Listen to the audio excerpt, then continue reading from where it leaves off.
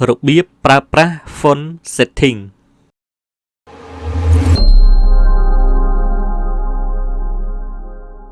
បាទរបៀបនៃការប្រើប្រាស់ font setting គឺយើងចុចទៅលើ home បន្ទាប់មកនៅផ្នែកខាងក្រោមនេះមានសញ្ញាព្រួយនេះវាស្ថិតនៅក្នុង group of comment របស់ font អញ្ចឹងត្រង់នេះគឺគេឲ្យឈ្មោះហៅថា font setting បន្ទាប់ពីអ្នកទាំងអស់គ្នាចុចនៅត្រង់ font នឹងមកវានឹងបង្ហាញនៅ option ទាំងអស់នេះបាទចំពោះ option ទី1នេះ strike through មានន័យថាសម្រាប់ឆូតអក្សរនៅពេលដែលខ្ញុំ select អក្សរបែបនេះពីមុនអ្នកទាំងអស់គ្នាអាចឆូតអក្សរនៅត្រង់នេះបានប៉ុន្តែនៅត្រង់នេះគឺយើងអាចឆូតបានដែរគឺយើងចុចនៅត្រង់នេះគឺយើងចុច tick នៅត្រង់ strike through បន្ទាប់មកចុច OK នោះវានឹងឆូតអក្សរឲ្យយើងបាទមួយទៀត option ទី2នេះឈ្មោះថា double strike through សម្រាប់ធ្វើការឆូតអក្សរ2ឆ្នោត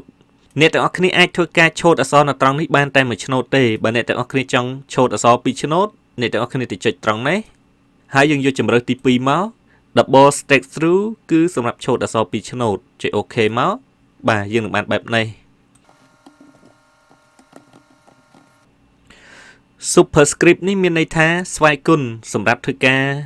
វាយរូបមន្តគណិតវិទ្យាអីជាដើមបាទនេះពីមុនអ្នកទាំងអស់គ្នាអាចធ្វើការ select លេខបន្ទាប់មកយើងអាចចុចនៅត្រង់នេះដើម្បីដាក់ស្វ័យគុណប៉ុន្តែនៅត្រង់នេះក៏អ្នកទាំងអស់គ្នាអាចធ្វើបានដែរ select លើលេខមកបន្ទាប់មកចុចត្រង់នេះហើយយើង tick នៅត្រង់ superscript ចុច OK មកវានឹងក្លាយទៅជាស្វ័យគុណចំណុចមួយទៀតគឺ subscript គឺសន្ទស្សន៍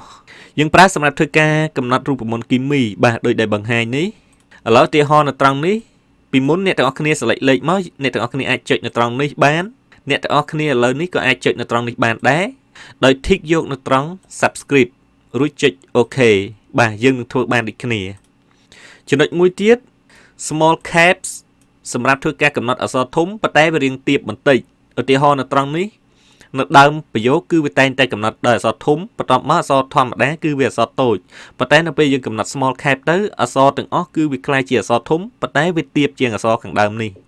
ឥឡូវឧទាហរណ៍ខ្ញុំ select នៅត្រង់នេះទាំងអស់ខ្ញុំចុចត្រង់ font setting នឹងមកខ្ញុំ tick នៅត្រង់ small caps ចុច OK នោះវានឹងបំលែងទៅជាអក្សរធំទាំងអស់ប៉ុន្តែអក្សរទូទៅនេះគឺទាបជាងអក្សរខាងដើមប្រយោគជានិច្ចនៅពេលដែលមានខណ្ឌមួយអក្សរដើមប្រយោគគឺធំហើយខ្ពស់ក្រៅពីហ្នឹងគឺទាបបាទអក្សរធំដែរប៉ុន្តែវាទាបមួយទៀត all cap គឺសម្រាប់កំណត់ជាអក្សរធំទាំងអស់ឥឡូវឧទាហរណ៍ថាខ្ញុំ select នៅត្រង់នេះពីមុនអ្នកទាំងអស់គ្នាអាចចុចនៅត្រង់នេះអាចយកនៅត្រង់ពាក្យ uppercase វានឹងក្លាយជាអក្សរធំខ្ញុំចុច back វិញនៅពេលនេះអ្នកទាំងអស់គ្នាអាចចុចនៅលើ font setting យើងយក all caps ចុច OK វានឹងក្លាយទៅជាអក្សរធំទាំងអស់បាទហើយចំណុចចុងក្រោយគឺ hidden ហ្នឹងគឺសម្រាប់លាក់អក្សរបាទយើងធ្វើការ select វាបែបនេះមកចុច font setting បាទយើង tick នៅត្រង់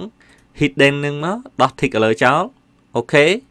វានឹងលាក់អក្សរហ្នឹងបាទដើម្បីត្រឡប់ក្រោយវិញដើម្បីបង្ហាញអក្សរហ្នឹងមកវិញគឺយើងចុច back នៅនេះមកបាទប៉ុន្តែនៅត្រង់ចំណុចនេះយើងមិនចាំបាច់ប្រើប្រាស់វានោះទេដោយសារតែវាអត់មាន option សម្រាប់ធ្វើការបង្ហាញអក្សរមកវិញបាទវាមានតែលាក់ប៉ុន្តែវាអត់មានបង្ហាញមកវិញទេបាទ